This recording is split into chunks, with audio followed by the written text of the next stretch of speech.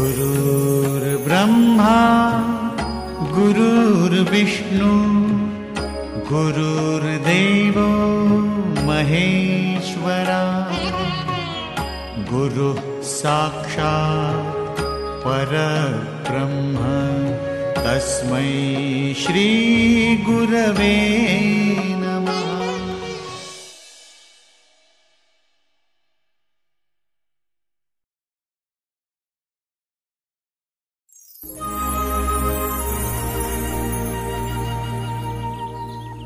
સવારનું પહેલું કિરણ ઉગે છે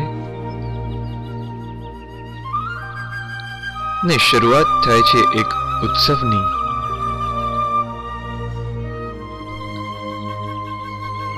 દિવસના પહેલા પરોઢના પગલા થાય છે ને પ્રારંભ થાય છે એક પર્વનો।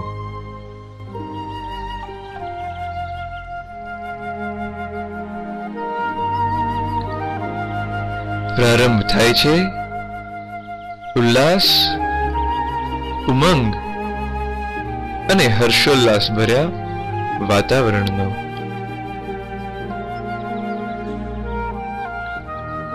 પ્રારંભ થાય છે મોજ મસ્તી ભરી મકર સંક્રાંતિનો।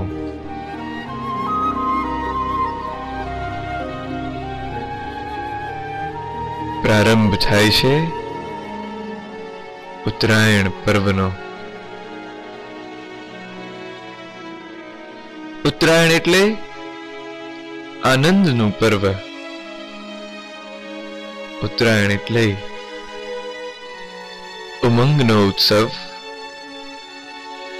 ઉત્તરાયણ એટલે ઉલ્લાસનો તહેવાર।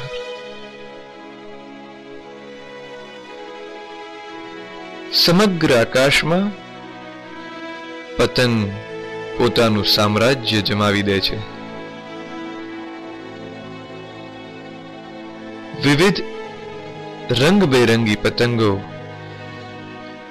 આકાશને સજાવી દે છે।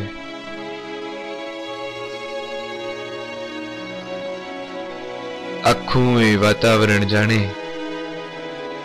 આનંદ અને હર્ષોલ્લાસની ચિચિયારીઓથી ભરાઈ જાય છે। પણ એ ચિચિયારીઓ પાછળ ઘાયલ થયેલા પક્ષીઓની મૂંગી ચીસો દબાઈ જાય છે।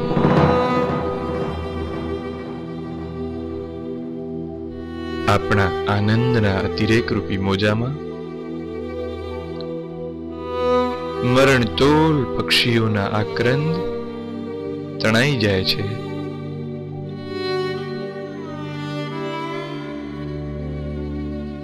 આપણને તો ખ્યાલ પણ નથી હોતો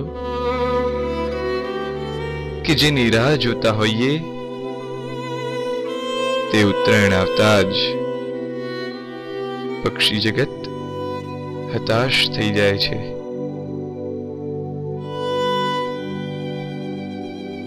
અમાપ આકાશના પ્રવાસી પક્ષીઓ આપણી જ દોરીની જાળમાં સપડાઈ જતા હોય છે।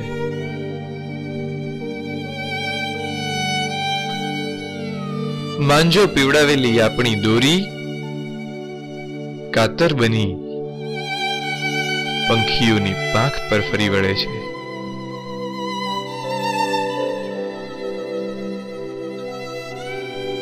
સળગતી તુક્કલો ઝાડ પર પડી પક્ષીઓના માળાને જ સળગાવી દે છે।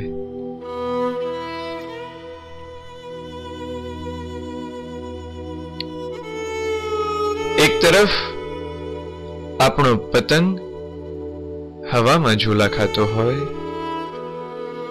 એ જ સમયે કોઈ પક્ષી જીવન મરણની વચ્ચે ઝૂલા ખાતું હોય। શું એ જ આપણો આનંદ છે?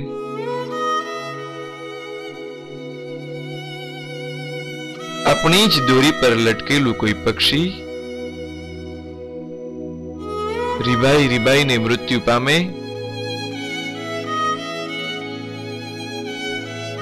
એ જોયા બાદ ફરી પતંગ ચગાવવાની પરવાનગી આપણું હૃદય આપશે ખરું?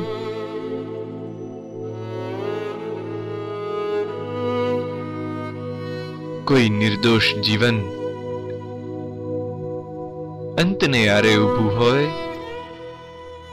ત્યારે હર્ષોલ્લાસ કરી આનંદ માણવા આપણું મન માનશે ખરું?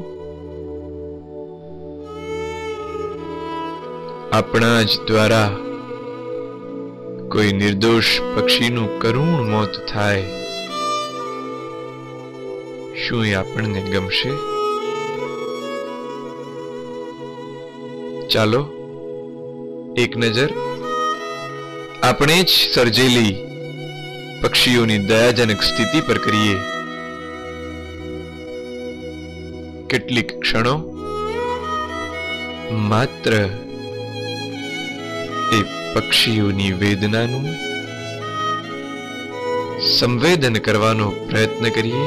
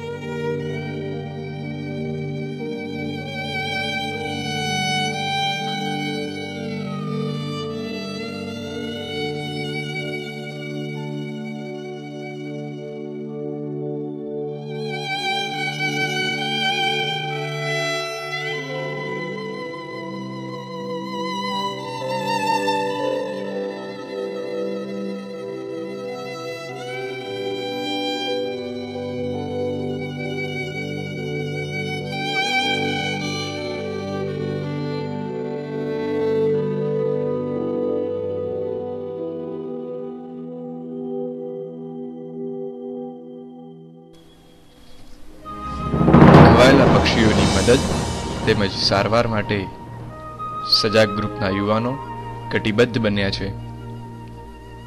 સમાજમાં જાગૃતતા લાવવાનો સજાગનો આ એક પ્રયાસ છે અને ગત વર્ષે ઘણી મોટી સંખ્યામાં નાના મોટા સૌએ પક્ષીઓની રક્ષા કરવાનો સંકલ્પ કર્યો હતો. આપણે પણ પક્ષી બચાવો અભિયાનમાં જોડાઈએ અને સંકલ્પ કરીએ કે જીવંત જૈણા અને કરુણાનો રંગ આ વર્ષે નક્કી નો પતંગ.